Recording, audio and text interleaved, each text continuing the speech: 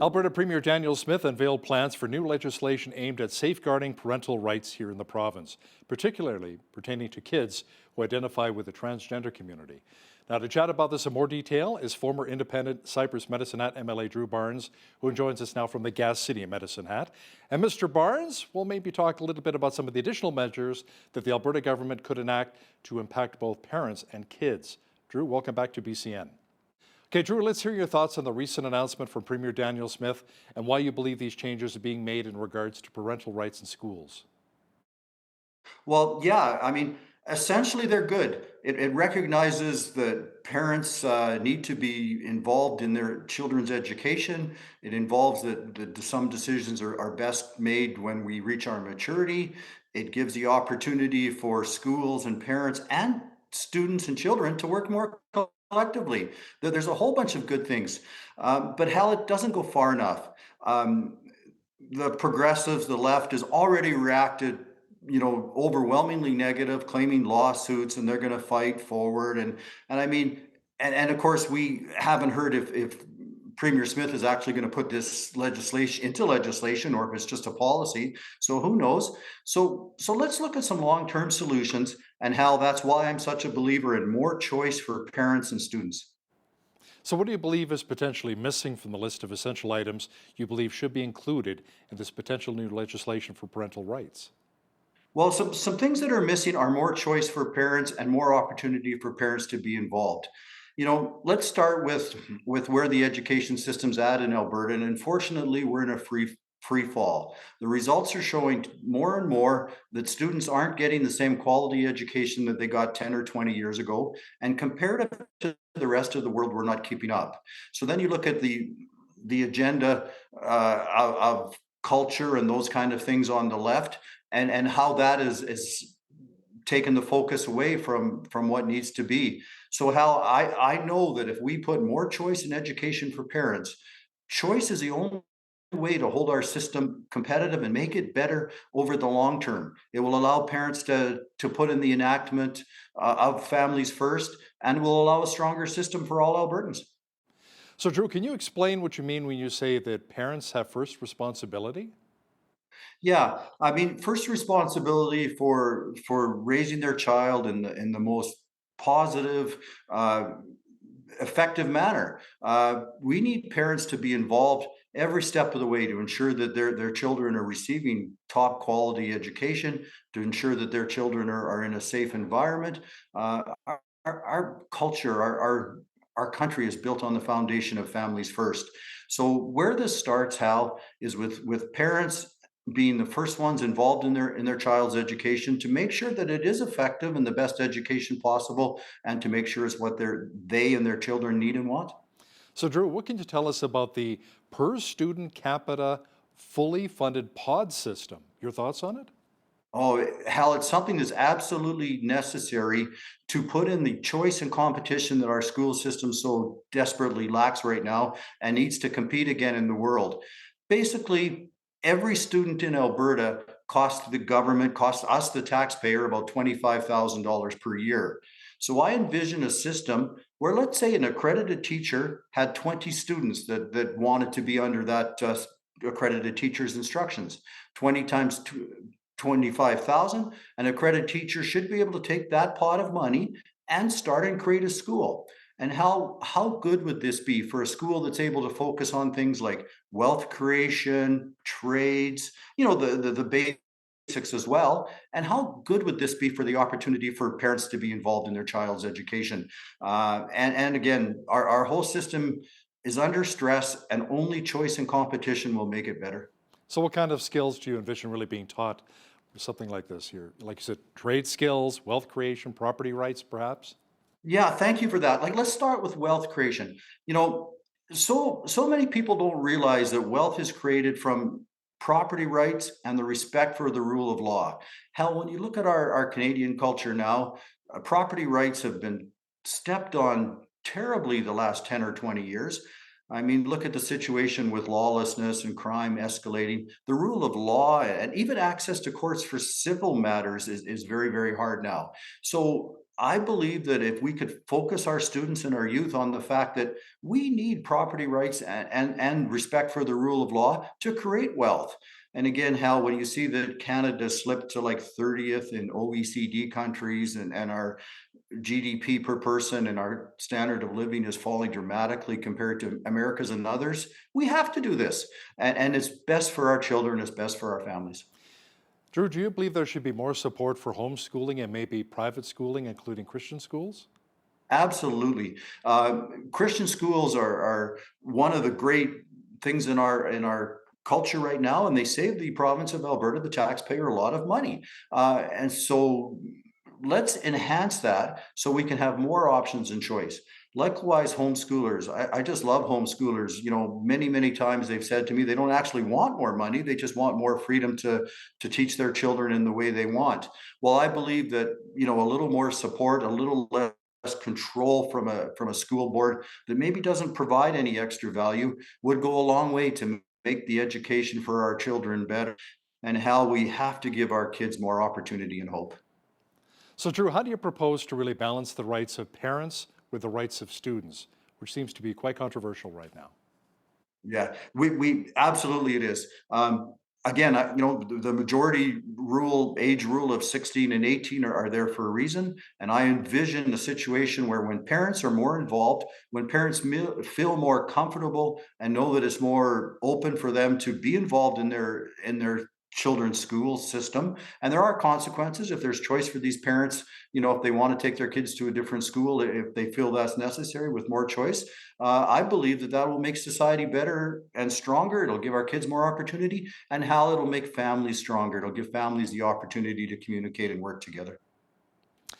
Now, Drew, how do you really address the concerns of the LGBTQ2 plus community? Well, I mean, you know, I'm grateful that they're stepping up and they're saying what their concerns are, and we're in a situation now where they're having the opportunity to speak, and let's communicate about it. But Hal, I would say this: let's end the divisiveness. I mean, I've seen from the progressives, you know, all this fear mongering and scare tactics, and they go to the worst case example every time. Let's create an environment of respect and opportunity for all Alberta children.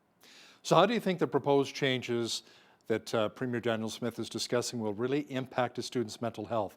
Now, the ATA, Drew, says transgender youth are 5 times more likely to think about suicide and 8 times more likely to attempt it than other children. Yeah, that's a sad statistic, and that we have to work at. But I would say at this point, this divisiveness, this path we've gone down has partly led to those statistics. So let's get parents more involved. Let's open up the school system so parents can be more involved, and kids will have their opportunity to work with their parents, work with their schools and their teachers as a necessary part of their education, and you know, with a little less rhetoric and a little more love, how this will be better for everyone. So, Drew, what measures do you think should really be put in place to ensure students' personal rights are not violated?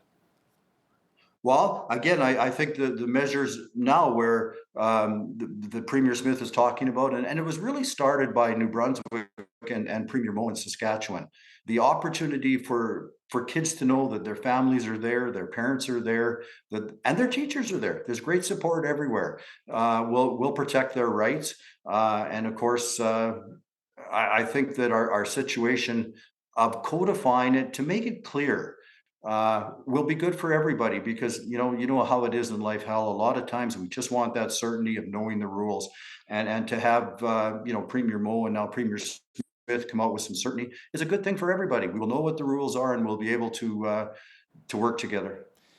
Now, can you provide some examples of how parental rights in education have been compromised in the past? Well, I mean, I'll give you one example here in Medicine Hat. School District 76 brought in a Alberta Health Services group. I think they were Safety Link, I believe they were called, and it was a trade show, and there was brochures and information about how to use drugs safely. And although I didn't see this part myself, apparently there was some information about different kinds of sexual practices. Hell, we have a law in Alberta that before any sexual discussions or with children, their parents get the opportunity to opt out. That's a perfect example of where the oversight wasn't put in, family rights were diminished. To what extent would probably vary per family. Those kind of things. How Alberta will be better and stronger when parents are more involved, when families are stronger, and we have more choice in how our kids are educated. Yeah, let's flesh that out a little bit more, Drew. How do you really think the proposed changes being discussed right now in our province will affect the overall quality of education? Well, I think it'll be good. Again, some certainty is very, very good. It'll allow our teachers and our administrators to focus on the basics of education and these extra things that seem to be lacking. It will give it will give them the opportunity to focus on giving our children every opportunity. Um, and again, there's some other opportunities in there where parents want to be involved, groups want to be involved in education, but it has been so divisive, it has been so propagandized in the last little while. I'm going to suggest that the people have been scared to step up. Let's come up with some rules that are being talked about, parents more involved, children protected, and let's make Alberta strong. Do you think there are other steps should be taken to really protect parental rights here in Canada? Again, I think, Hal, without more choice in education, a lot of this is just a short-term fix. Our system has become this divisive system of looking for division and talking about things that aren't there to protect all kids. And again, we've heard so much about how all of our children aren't being properly served. From those with gender issues to those with achievement issues. So this will allow our school system to focus on that, but with choice. Again, as long as there's only one school system, as long as there's only one place for kids to go and parents to be involved with their kids, uh, we're not going to have the long-term change we need.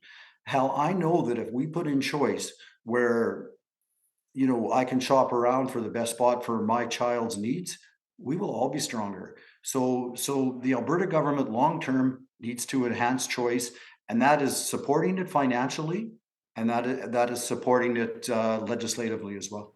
How can we really ensure transparency, though, Drew, in the implementation of some of these proposed changes? Well, that's a good question. I think we need people, parents, to get more involved in their school boards, whether that's attending meetings, voicing to the trustees what their expectations are, or running. I mean, quite often, there's opportunities to run on a school board. Being involved on your parent council is another big one. Be involved in your school, and if there are some concerns in a respectful, proper way, go to your principal, go to your teacher, go to your MLA. Let's work together to make the system better. So, what do you say to those parents and teachers, other educators, who really feel that some of these changes may lead to a decrease in inclusivity in schools? Yeah, I'm certainly they're entitled to speak up, and I'm glad to hear their ideas. But I suggest the opposite. This is going to give an opportunity for parents to be more involved, for the rules to be clearer, and for the opportunity for children to be involved with their parents, with their teachers, with their administrators, and excuse me, and everyone working together on a bright future for all. So, Drew, can you elaborate a little bit more on your views on the role of parents in a child's education, particularly in relation to the proposed changes here? Yes, thank you. Parents have first and foremost responsibility. As a parent, it's our responsibility to ensure that our children are receiving quality education, receiving the best quality education, and in a safe, happy environment. And how when parents all aren't involved, we all suffer. So let's continue to work so parents feel like they're wanted and parents know that they have the opportunity to have say. Drew Barnes is the former independent MLA for Cypress Medicine Hat. Drew, thanks so much for joining us today from the Gas City in the Hat. Hal, thanks again. Have a good day.